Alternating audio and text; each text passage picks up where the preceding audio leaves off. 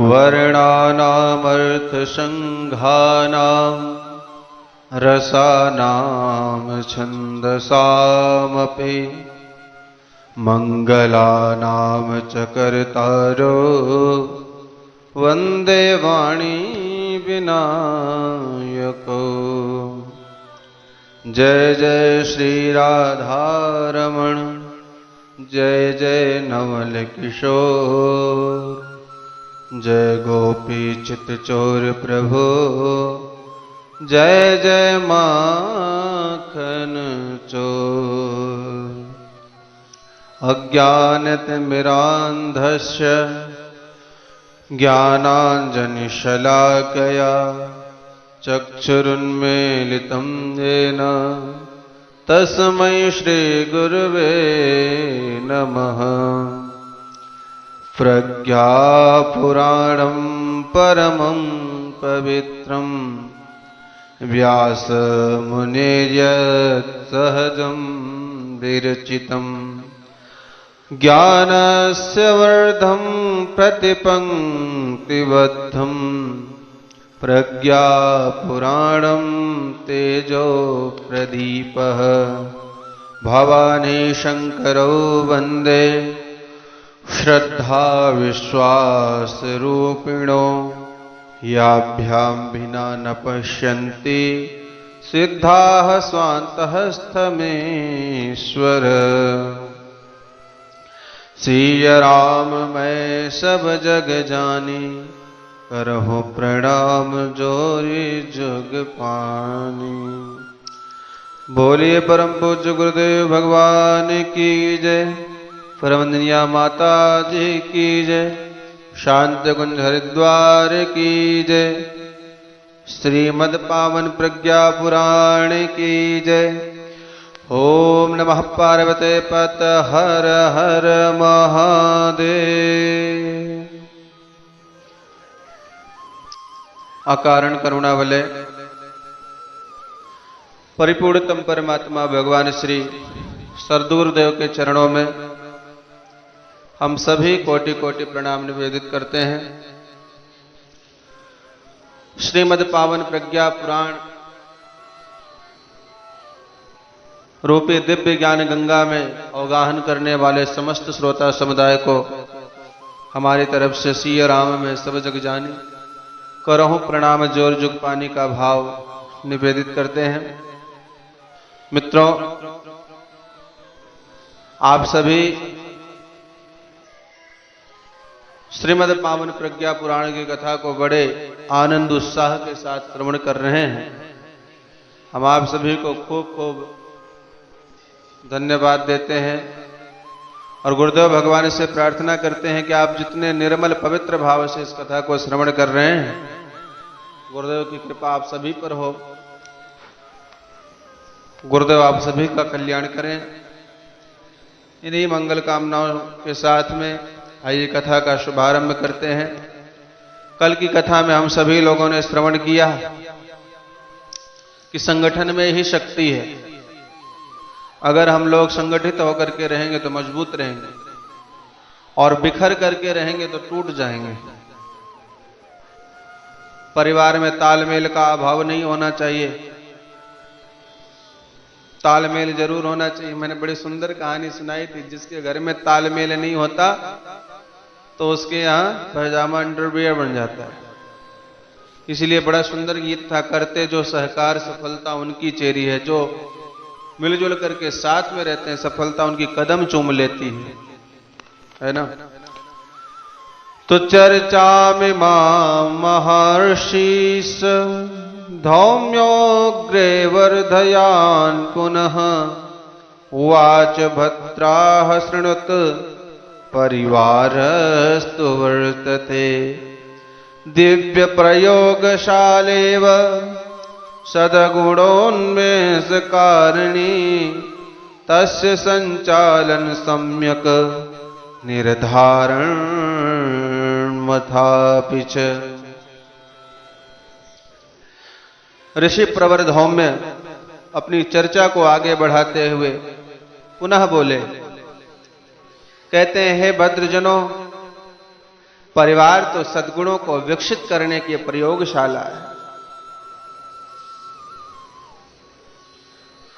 उसका सही निर्णय एवं सही सुसंचालन किया जा सके तो निश्चय ही उस परिकर में से सुयोग, शिक्षित नागरिक एवं महामानव निकलेंगे। गुण कर्म स्वभाव को उच्च स्तरीय बनाने एवं व्यक्तित्व को गौरवशाली बनाने का पाठ इसी पाठशाला में पढ़ा जाता है। यही वह व्यायामशाला है जिसमें जीवन भर काम आने वाली विशिष्टताओं का अभ्यास करते हुए हर दृष्टि से समर्थ बना जा सकता है, जिससे अपने परिवार का, राष्ट्र का हित सिद्ध होता है। यहां पर बड़े सुंदर बात महर्षि धौम्य कहते हैं कि परिवार क्या है कि व्यायामशाला है। तो व्यायामशाला में क्या करना है? ज्ञान को मजबूत बनाना, लाभकारी अभ्यास करना, जैसे बड़ों का आदर सत्कार, सद्गुणों का अभ्यास करना, बच्चों को पैसा देकर के दुकान से सामान मंगवाना, सफाई का ध्यान रखना। घर में ही ये हो सकता है, बाहर नहीं हो सकता। तो इसका अभ्यास अपने बच्चों को यदि हम कराएं तो ये परिवार हमारा क्या है? व्यायामशाला है, पाठशाला। यहां पर ईश्वर कहते हैं कि परिवार पाठशाला है। जीवन में आने वाली सभी जानकारी घर में ही हो जाती है। विवेकानंद ने अमेरिका में कहा था कि अपने व्याख्यान में उन्होंने कहा कि हमें हमारे यहां हर चीजें घर में सिखाई जाती है। जो तुम्हें स्कूलों में सिखाया जाता है वो चीजें हमारे घर में ही सिखाई जाती हैं। अर्थात कहने का अभिप्राय यह है कि माता पिता, दादा दादी आदि ये सब इस पाठशाला के गुरु हैं। यही अपने बच्चों को घर में श्रेष्ठ संस्कार, श्रेष्ठ ज्ञान, उच्च ज्ञान सिखाते थे।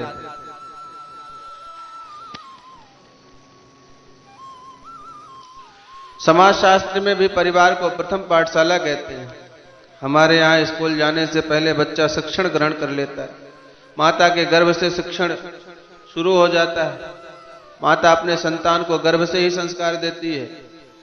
उदाहरण तो तमाम भरे पड़े हुए हैं। मां मदालसा घर में ही संस्कार देती थी। गोद में खिलाते हुए बच्चों को ब्रह्म ज्ञान देती थी। कहती थी शुद्धोषि बुद्धोषि निरंजनोषि संसार माया न परिवृजतोषि। बेटा तुम शुद्ध हो, बुद्ध हो, निरंजन हो, तुम्हें संसार की माया कभी प्रभावित नहीं कर सकती। ये ज्ञान कौन देता है? हमारे देश की माताएं अपने शिशु को कब देती हैं? जब बच्चा गर्भ में रहता है तभी। और वही मां स्नेह, प्यार, ममता, वीरता के संस्कार देती थी। युद्ध में राजा जाता था तो मां तिलक करती थी कि बेटा युद्ध में जा तो रहा है पर ध्यान रखना, अपनी मां के दूध का लाज याद रखना। हमारे यहां माताएं अपने बच्चों को दूध के साथ साथ संस्कार पिलाती हैं। माता ही शिशु का निर्माण करती है और उस निर्माण में पिता का योगदान नगण्य है।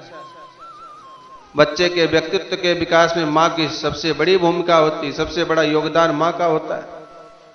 बच्चों को संस्कार घर में ही दिया जाता है।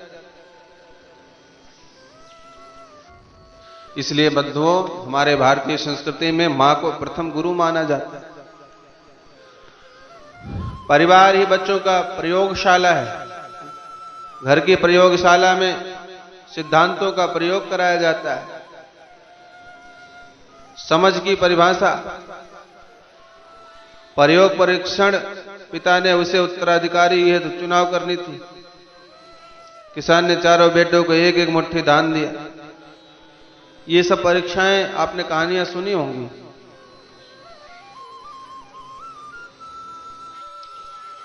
एक किसान था, उसके पास बहुत धन, बहुत सारी संपदा, सब कुछ थी और उसके 4 बेटे थे। उसने चारों बेटों को बुलाया क्योंकि वो अपने उत्तराधिकारी चुनना चाहता था। हमारे जाने के बाद कोई उत्तराधिकारी तो होगा। तो उसके लिए उसने क्या किया, प्रयोग किया, प्रशिक्षण लिया, चुनाव किया, परीक्षा लिया। चारों बेटों को एक एक मुट्ठी धान दिया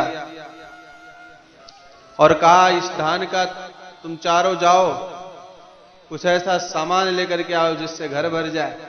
सबने अलग अलग प्रकार के सामान लाए, लेकिन उसका जो छोटा बेटा था वह क्या लाता है, अगरबत्ती और मोमबत्ती खरीद करके लाता है और उसको पूरे कमरे में जला दिया, जिससे पूरा कमरा सुगंधित हो गया, प्रकाशित हो गया।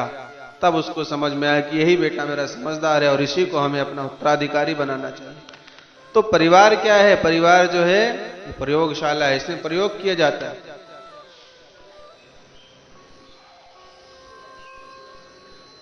स्वामी विवेकानंद जब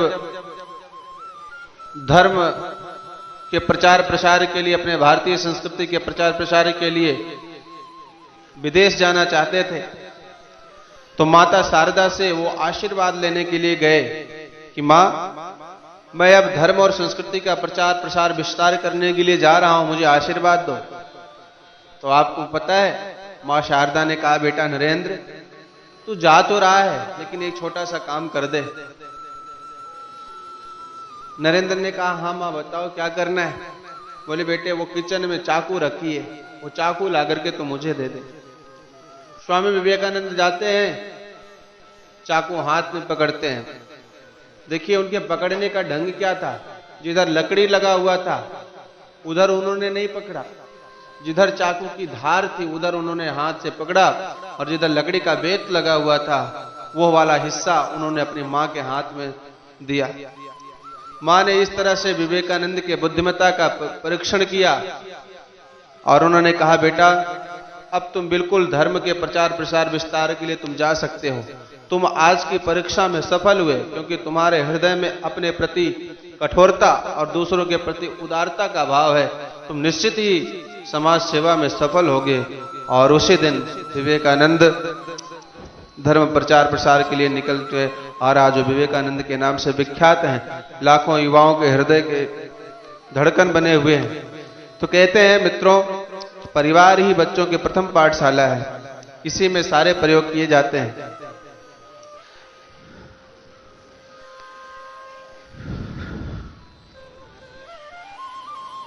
और स्वामी विवेकानंद ने कहा था कि मैंने अपने पारिवारिक वातावरण में ही महानता का पाठ सीखा था।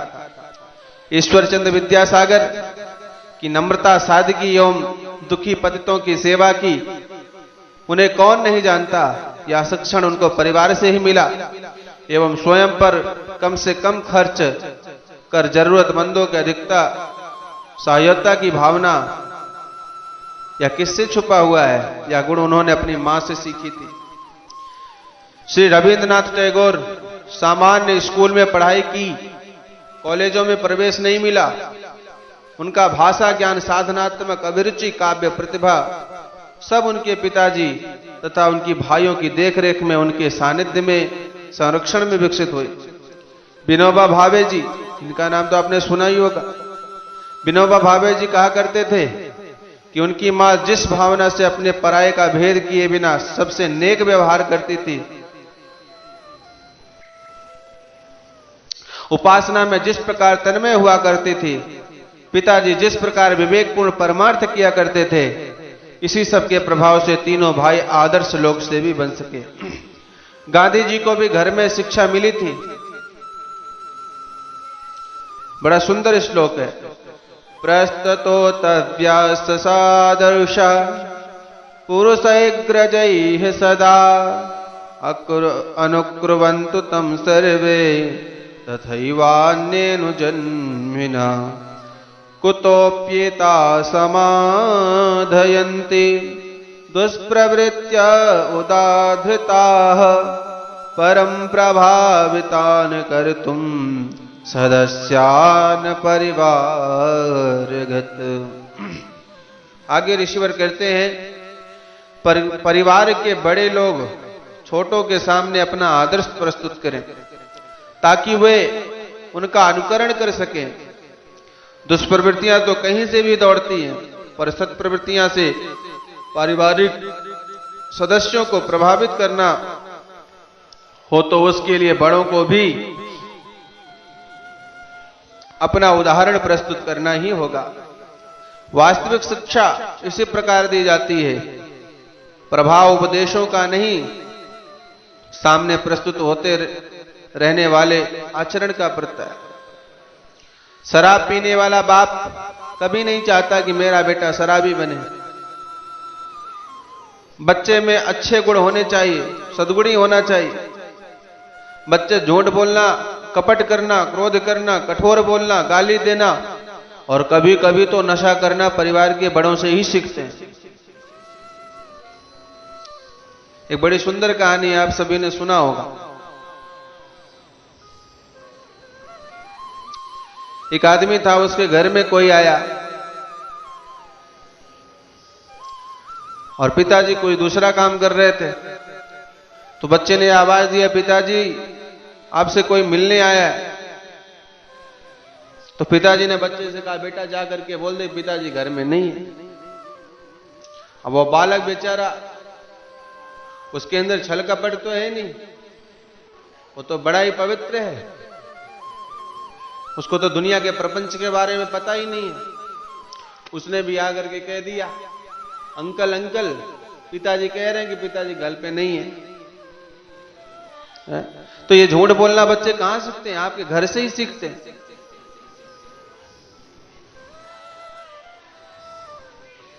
पड़ोसन का सामान मांगना एक बड़ी सुंदर कहानी है। एक घर में कोई पड़ोसन आई सामान मांगने के लिए। उसने कहा, बहन मुझे थोड़ा शक्कर चाहिए था। अब जिसके घर मांगने गई थी, उस घर की जो औरत थी, उस घर की जो महिला थी, उसने कहा, बहन मेरे घर में शक्कर तो खत्म हो गया। अब उसका छोटा बच्चा बगल में ही बैठा था, पास में ही खड़ा था। उसने कहा, मां शक्कर तो अभी अभी आपने डब्बे में बंद करके रखा और आप बोले शक्कर नहीं है। अब बेचारी लज्जित हो गई। तो झूठ बोलने की ट्रेनिंग तो घर में ही मिलता है। और आजकल तो सबसे झूठ बोल यंत्र एक ही है, मोबाइल टेलीफोन। कुछ भी झूठ बोलते जाओ। युवा दंपत्ति अपने वृद्ध माता पिता को मिट्टी के बर्तनों में भोजन खिलाते थे। तो उसके बच्चों ने देखा, एक दिन उस बालक ने उन बर्तनों को रख दिया, दूसरे दिन फिर फेंकने के बजाय रख दिया। बर्तन उसको इकट्ठा कर करके रखने लगा। तो जो युवा दंपत्ति थे, उनने जाकर के अपने बेटे से पूछा, बेटे तुम ये बर्तनों को इकट्ठा करके क्यों रखते हो? झूठे बर्तन है, मिट्टी के बर्तन, इसको फेंक दिया करो। बोले, पिताजी मैं इसको फेंक नहीं सकता। क्यों? इसको क्यों रखता है? बोले, पिताजी देखो, आपके माताजी पिताजी बूढ़े हो गए, तो आप दोनों मिलकर के माताजी पिताजी को यानी दादा दादी को मिट्टी के बर्तन में भोजन कराते हो। तो मैं भी इन बर्तनों को इकट्ठा करके रख रहा हूं कि आने वाले समय में आप भी तो बूढ़े होंगे, तो आपके लिए भी तो मिट्टी के बर्तनों की जरूरत पड़ेगी। तो मैंने सोचा क्यों ना इस बर्तन को अभी से इकट्ठा करते रहूं, और जब आप बूढ़े हो जाएंगे तो मैं आपको इसी बर्तन में भोजन खिलाऊंगा। इतना सुनते ही दोनों दंपत्तियों के आंखों से आंसू बहने लगे और उनके अपने भूल का एहसास हुआ। उनकी आंखें खुल गई और उन्होंने अपने बेटे को गले से लगा लिया और माता पिताजी के चरणों में जाकर के उन्होंने माफी मांगा कि हे पिताजी, हे माताजी, मैंने आपके साथ जो अपराध किया उसके लिए मुझे क्षमा करें। मित्रों, कहते हैं जैसा आप घर में आचरण करोगे आपके बच्चे वही सीखते हैं। इसलिए अपने घर में रहिए तो श्रेष्ठ आचरण करिए, अच्छे आचरण करिए। संस्कार के ऊपर समय अनुसार हमको आपको चिंतन करना चाहिए। इसलिए आप जो बच्चों से नहीं चाहते हैं वह स्वयं मत कीजिए, तथा जो बच्चों से कराना चाहते हैं वह सिखाइए नहीं बल्कि स्वयं कीजिए। बच्चे अपने आप सीख जाएंगे। जैसे बड़ों को प्रणाम, सेवा, पूजा पाठ, गायत्री परिवार के छोटे छोटे बच्चे प्रतिदिन गायत्री मंत्र, महामृत्युंजय मंत्र का जाप करते हैं। तमाम वैदिक मंत्र उनको याद है। शांति उनके बच्चे खेलते हैं तो कथा, प्रवचन, ज्ञान, संस्कार आदि से खेलते हैं। इसलिए जो बच्चों को सिखाते हैं बड़े उस पर स्वयं अमल करें तो मित्रों यह धरती स्वर्ग बन जा सकती है। इसलिए मेरा एक ही निवेदन है कि आप अपने बच्चों को संस्कारवान बनाइए, उनको अच्छी शिक्षा, अच्छी प्रेरणा दीजिए ताकि आके बच्चे नर से नारायण बन सके, मानव से महामानव बन सके, देव मानव बन सके। अगर ऐसा करते हैं तो निश्चित है एक दिन परम पूज्य गुरुदेव का सपना जरूर साकार होगा। तो आज की कथा को यहीं पर समापन करेंगे, यहीं पर विश्राम देंगे। कल पुनः हम सभी लोग भगवान की इस कथा में प्रवेश करेंगे। ओम द्यौः शांतिरंतरिक्षगं शांति पृथ्वी शांतिरापः शांतिरोषधयः शांति वनस्पतयः शांतिर्विश्वे देवाः शांतिर्ब्रह्म शांति सर्वगं शांति शांतिरेव शांति सामा शांतिरेधि।